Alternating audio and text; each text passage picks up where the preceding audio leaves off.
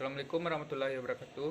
Baiklah, kami dari kelompok 6 yang berkatakan saya sendiri Iksan Fikri dan dua rekan saya lainnya Naura Nazifa dan Nopal Mulyana. Materi yang akan kami bahas yaitu aplikasi di fungsi-fungsi organisasi. Terdapat 3 submateri yang akan kami bahas yaitu aplikasi SI di fungsi-fungsi organisasi, 2 sistem manajemen rantai pasokan, 3 sistem manajemen hubungan pelanggan. Materi pertama akan disampaikan oleh Nopal Mulyana. Kepada Nopal Mulyana dipersilakan. Warahmatullahi wabarakatuh. Perkenalkan, nama saya Nopal Mulyana. Dari kelompok 6 saya akan mempresentasikan mengenai sistem informasi fungsi-fungsi organisasi. Sistem informasi dapat diterapkan secara internal dan eksternal di perusahaan. Secara eksternal, sistem informasi yang ada ditarik keluar menjangkau ke pelanggan. Secara internal, sistem informasi dapat diterapkan di dalam fungsi-fungsi organisasi atau di tingkatan organisasi tergantung pada perusahaannya. Jika struktur perusahaan pada fungsi-fungsi organisasinya, maka unit-unit di perusahaan dikelompokkan ke dalam beberapa fungsi atau departemen seperti akuntansi, keuangan, pemasaran, produksi, sumber daya manusia, dan lain sebagainya. Sistem informasi fungsional. Sistem informasi manajemen dapat digunakan untuk mendukung kegiatan-kegiatan yang ada di fungsi-fungsi bisnis. Fungsi-fungsi bisnis diantaranya meliputi akuntansi, keuangan, pemasaran, produksi, sumber daya manusia, dan lain sebagainya. Sistem informasi manajemen yang diterapkan pada fungsi-fungsi tersebut dikenal dengan nama sistem informasi fungsional atau functional information system atau sistem informasi bisnis. Beberapa di antaranya adalah sistem informasi akuntansi atau SIMAK atau SIA, sistem informasi yang merekam dan melaporkan transaksi bisnis, aliran dana dalam organisasi dan menghasilkan laporan keuangan. Selanjutnya adalah sistem informasi pemasaran atau SIMPEM, sistem informasi yang mendukung perencanaan, kontrol, dan pemrosesan transaksi yang dibutuhkan untuk penyelesaian aktivitas pemasaran seperti manajemen penjualan, advertising, dan promosi. Selanjutnya adalah sistem informasi manufakturan atau produksi atau SIMPRO. Sistem informasi ini adalah sistem informasi yang mendukung perencanaan, kontrol, dan penyelesaian proses manufaktur atau produksi. Selanjutnya ada sistem informasi sumber daya manusia atau SDM, di mana sistem informasi yang mendukung aktivitas manajemen seperti perekrutan, seleksi, penerimaan, penempatan, dan penilaian performa dan pelatihan dan pengembangan. Yang terakhir adalah sistem informasi keuangan atau SIMKEU. Sistem informasi ini adalah sistem informasi yang mendukung manajer keuangan dalam mengatur keuangan bisnis serta alokasi dan kontrol terhadap sumber daya keuangan. Selanjutnya adalah sistem informasi pada perusahaan. Sistem informasi pada perusahaan yaitu sistem informasi akuntansi, merupakan bahasa bisnis yang menyediakan cara untuk menyajikan dan meringkas kejadian-kejadian bisnis dalam bentuk informasi keuangan pada para pemakainya. Definisi sistem informasi akuntansi adalah sistem informasi yang merubah data transaksi bisnis menjadi format keuangan yang berguna bagi pemakainya. Tujuan sistem informasi akuntansi adalah untuk mendukung operasi sehari-hari, mendukung pengambilan keputusan manajemen, atau untuk memenuhi kewajiban yang berhubungan dengan pertanggungjawaban. Selanjutnya adalah sistem informasi pemasaran atau SIMPEM atau Marketing Information System yang merupakan sistem informasi yang diterapkan di fungsi pemasaran. SIMPEM sendiri mempunyai 6 komponen, yaitu input data pemasaran, model atau model pemasaran, basis data pemasaran, output atau laporan-laporan yang berisi informasi pemasaran, teknologi yang bersifat umum, dan kontrol yang bersifat umum. Komponen input pemasaran. Untuk menghasilkan informasi yang dibutuhkan, basis data harus dirancang dan diisi dengan data-data mengenai pendekatan perancangan sistem informasi yang berupa bottom up atau top down. Sumber data eksternal dibutuhkan untuk informasi manajemen tingkat atas. Sumber data internal dapat terdiri dari 2 bagian, yaitu data keuangan dan data non-keuangan. Data keuangan sudah disimpan di basis data akuntansi TPS atau Transaction Processing System dan tidak perlu dikumpulkan lagi oleh sistem informasi pemasaran. Selanjutnya adalah komponen output pemasaran yang terbagi atas 5, yaitu 4P dan 1 integration mix, yaitu product, plus promotion price. Produk sendiri adalah output tentang produk berhubungan dengan informasi tentang produk yang dijual oleh perusahaan sekaligus produk-produk pesaing dan produk masa depan. Plus berhubungan dengan informasi mengenai jaringan distribusi pemasarannya. Promotion merupakan kegiatan pengiklanan produk untuk mengenalkan produk kepada konsumen. Price merupakan informasi yang berguna bagi manajer untuk menentukan dan menganalisis harga dari produk. Selanjutnya adalah sistem informasi produksi. Sistem produksi terdiri dari dua macam, yaitu sistem produksi fisik dan sistem informasi produksi. Sistem produksi fisik merupakan sistem fisik untuk mengendalikan alat-alat produksi. Sistem ini disebut juga dengan sistem pengendalian produksi atau production control system. Sistem PCS ini berada di level operasi atau level bawah. Yang kedua adalah sistem informasi produksi yang menghasilkan informasi yang berguna bagi manajer di fungsi produksi. Model dan Simpro atau Production Information System. Selanjutnya adalah sistem informasi sumber daya manusia atau Human Resource Information System. HRIS merupakan sistem informasi yang mendukung kegiatan-kegiatan manajer di fungsi sumber daya manusia. Fungsi ini dulunya bernama fungsi atau departemen personalia. Saat ini telah diubah menjadi fungsi sumber daya manusia untuk menunjukkan bahwa manusia di dalam organisasi adalah sumber daya yang ekonomi yang penting. Yang terakhir adalah sistem informasi keuangan atau SIMKEU yang merupakan sistem informasi untuk mendukung kegiatan manajer di fungsi keuangan. Sekian presentasi dari saya kembalikan kepada moderator. Terima kasih kepada Nova Boyana yang telah menyampaikan materinya dengan sangat baik. Materi selanjutnya akan disampaikan oleh saya sendiri mengenai sistem manajemen rantai pasokan. Pertama, pengertian manajemen rantai pasokan. Manajemen rantai pasokan sendiri adalah pengintegrasian aktivitas pengadaan bahan dan pelayanan, pengubahan menjadi barang setengah jadi dan produk akhir, serta pengiriman ke pelanggan.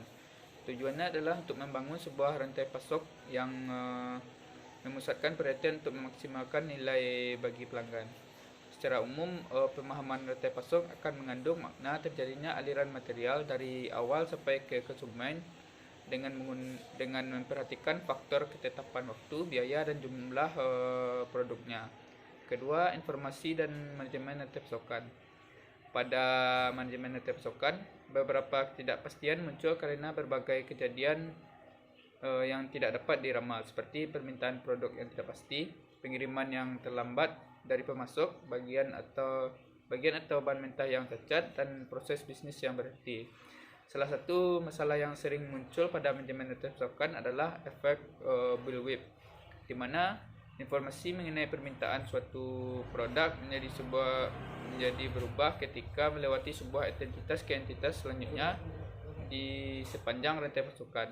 Kenaikan yang sedikit pada permintaan sebuah barang mungkin menyebabkan unit-unit yang berbeda pada rantai pasokan, distributor, pabrik, pemasok sekunder, dan pemasok tersier untuk menimbun persediaan sehingga masing-masing mempunyai persediaan yang cukup untuk berjaga-jaga.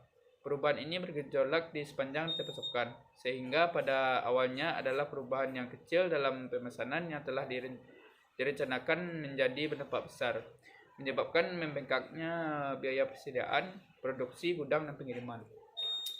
Efek bullwhip ini dapat dikurangi dengan cara mengurangi ketidakpastian tentang permintaan dan penawaran ketika seluruh anggota rantai pasokan mempunyai informasi yang akurat dan terbaru. Jika seluruh anggota rantai pasokan berbagi informasi dinamis mengenai jumlah persediaan, jadwal dan peramalan, dan pengiriman, mereka akan mempunyai pengetahuan yang lebih tentang bagaimana penyesuaian perencanaan sumber daya, produksi, dan distribusinya. Ketiga, aplikasi manajemen rantai pasokan. Sistem perencanaan rantai pasokan atau supply chain planning system membuat perusahaan dapat membuat peramalan permintaan bagi suatu produk dan untuk mengembangkan perencanaan sumber daya dan proses produksi untuk produk tersebut. Sistem tersebut membantu perusahaan mengambil keputusan operasional yang lebih baik. Terdapat kemampuan dalam sistem perencanaan rantai pasokan, yaitu dalam tahap perencanaan pemesanan, memilih penyelesaian pemesanan yang lebih tepat untuk memenuhi tingkat layanan yang diinginkan pelanggan. Kedua, perencanaan, penjadwalan, dan produksi yang lebih baik. Menyediakan fungsi koordinasi penjadwalan secara terperinci berdasarkan analisis dari faktor-faktor yang berubah. Ketiga, perencanaan permintaan. Menghasilkan peramalan permintaan dari seluruh unit bisnis menggunakan perangkat statik dan teknik peramalan bisnis. Perencanaan distribusi. Menciptakan perencanaan operasi bagi manajer logistik untuk pemenuhan pemesanan. Perencanaan transportasi, mencari dan menganalisis pergerakan bahan baku dan produk yang masuk, keluar, dan di dalam perusahaan. Sedangkan sistem pelaksanaan rantai pasokan atau supply chain execution system mengelola aliran produk melalui pusat-pusat distribusi dan gudang untuk memastikan bahwa produk tersebut dikirim ke lokasi yang tepat dengan cara yang paling efisien. Terdapat kemampuan dalam sistem pelaksanaan rantai pasokan, yaitu dalam tahap produksi akhir, mengorganisasikan dan menjadwalkan tahap perakitan akhir yang dibutuhkan untuk penyelesaian setiap produk akhir. Kedua, dalam tahap pengisian, mengordinasikan pekerjaan pengisian persediaan komponen sehingga gedung tetap memiliki jumlah persediaan yang minimum. Tahap manajemen distribusi, mengordinasikan proses pengiriman barang-barang dari produsen kepada pusat distribusi hingga ke pelanggan akhir. Dan terakhir, dalam tahap distribusi terbalik, yaitu melacak pengiriman dan perhitungan untuk barang-barang yang dikembalikan atau produk yang diproduksi ulang. Selanjutnya, nomor 4, manajemen rantai pasokan dan internet. Sebelum adanya internet, koordinasi rantai pasokan terhambat oleh kesulitan dalam membuat informasi bergerak secara perlahan di berbagai sistem rantai pasokan internal yang berbeda-beda. Untuk pembelian, manajemen bahan mentah, produksi, dan distribusi. Kesulitan lainnya adalah dalam berbagai informasi dengan rantai pasokan eksternal, karena sistem pemasok, distributor, atau penyedia logistik didasarkan pada standar dan platform teknologi yang tidak kompatibel. Beberapa fungsi integrasi rantai pasokan ditawarkan dengan harga rendah menggunakan teknologi internet. Perusahaan-perusahaan menggunakan intranet untuk meningkatkan koordinasi antara proses-proses rantai pasokan internal mereka, dan extranet untuk mengordinasikan proses-proses rantai pasokan yang digunakan bersama dengan mitra bisnis mereka. Dengan menggunakan intranet dan extranet, seluruh anggota rantai pasokan dengan mudah dapat berkomunikasi satu sama lain, menggunakan informasi yang terbaru untuk menyelesaikan pembelian, logistik, produksi, pengepakan, dan penjadwalan. Kelima, rantai pasokan yang dipengaruhi permintaan, terkhusus dari proses produksi dorong hingga tarik dan respon pelanggan yang efisien.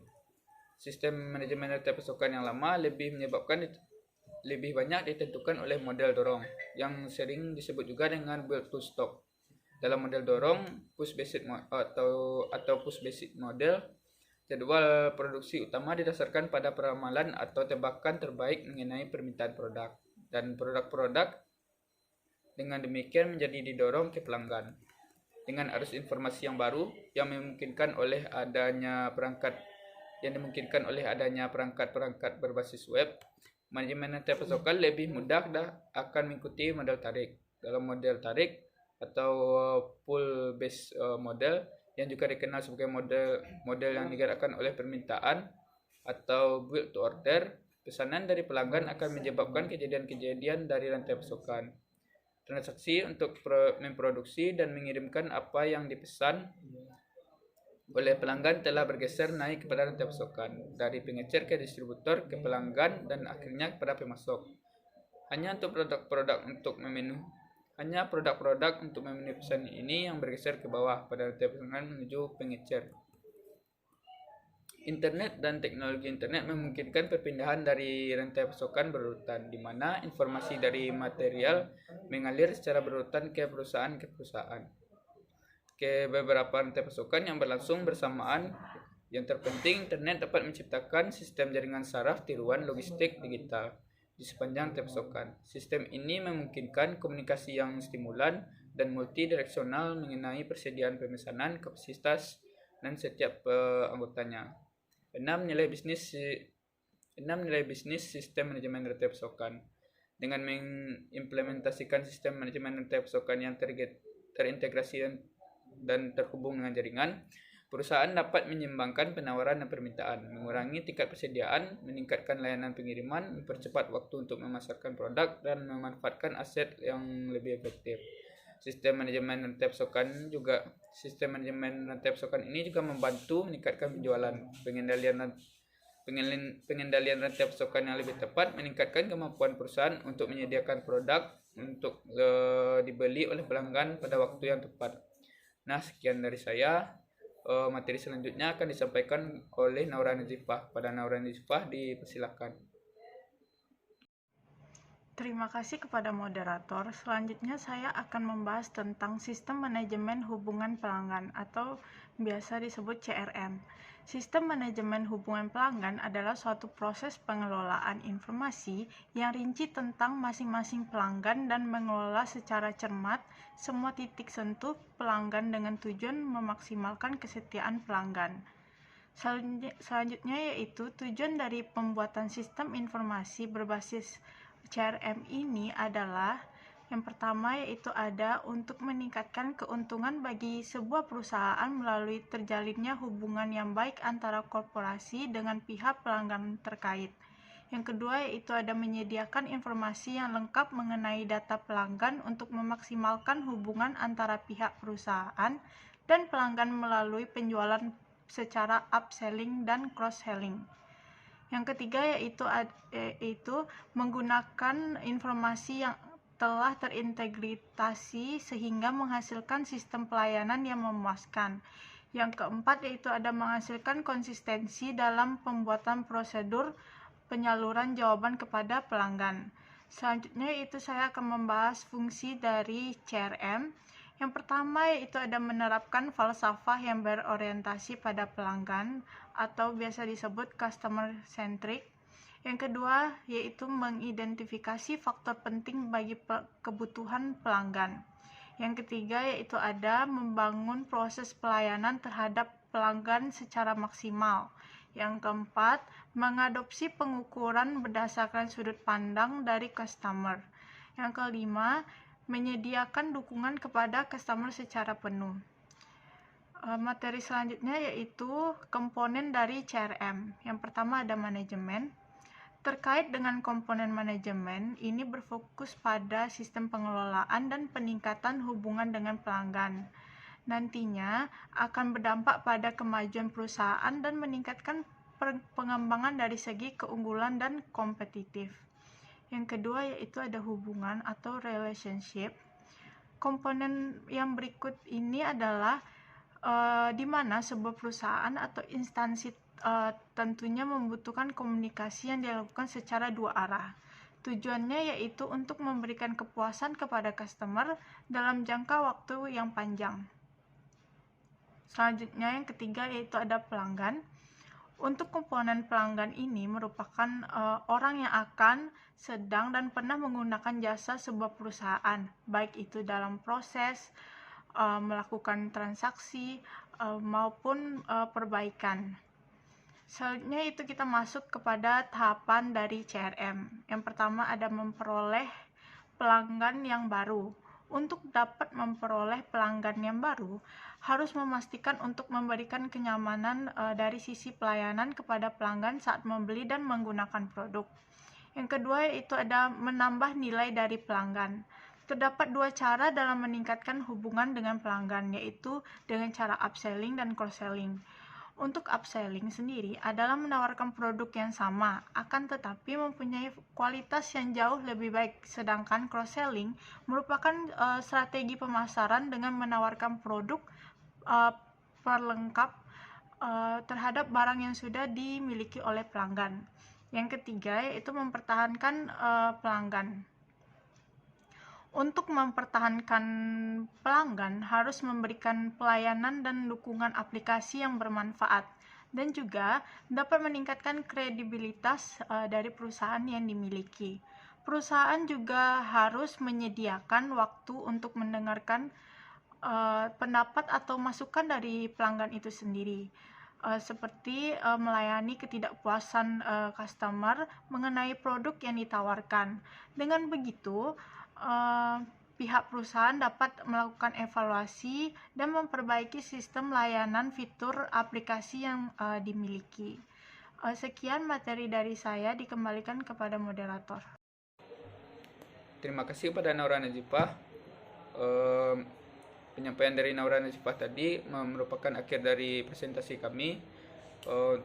Bagi teman-teman yang ada pertanyaan, mungkin bisa dicantumkan dalam forum diskusi yang terdapat dalam e-learning. Sekian dari kami. Assalamualaikum warahmatullahi wabarakatuh.